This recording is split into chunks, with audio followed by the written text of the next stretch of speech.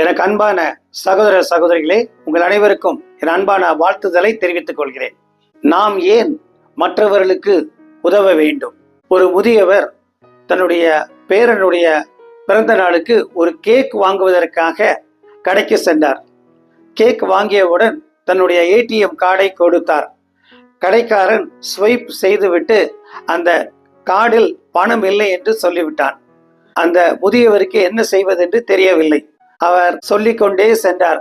தன்னுடைய பேரனுக்கு ஆபரேஷனுக்கு வேற பணம் இல்லை, ஒரு பர்த்டே கேக்கு கூட வாங்கி கொடுக்க முடியவில்லை என்று அவர் சொல்லிக்கொண்டே மெதுவாக வீட்டுக்கு சென்றார். வீட்டுக்கு சென்றவுடன் யாரோ கதவை தட்டுவதை போல கேட்டது. கதவை திறந்தால் ஒரு இளம் பெண் அங்கு நின்றாள். அவள் வந்து சொன்னால், நீங்க சொல்லி கொண்டு வந்தது என்னுடைய காதில் விழுந்தது, ஆகையால் நீங்கள் பார்த்த அதே பர்த்டே கேக்கை நான் வாங்கி உங்களுடைய பேரனுக்காக கொண்டு வந்திருக்கிறேன் என்று சொன்னாள். அவள் தொடர்ந்தாள், நான் சிறு பிள்ளையாக இருக்கும் பொழுது என்னுடைய அம்மாவுக்கு ஒரு ஆபரேஷனுக்காக பணம் இல்லாமல் எல்லோரிடமும் கேட்டேன், யாரும் முன்வரவில்லை. நீங்கள் தான் டாக்டர், என்னுடைய அம்மாவுக்கு இலவசமாக ஆபரேஷன் செய்து அவர்களை காப்பாற்றினீர்கள்.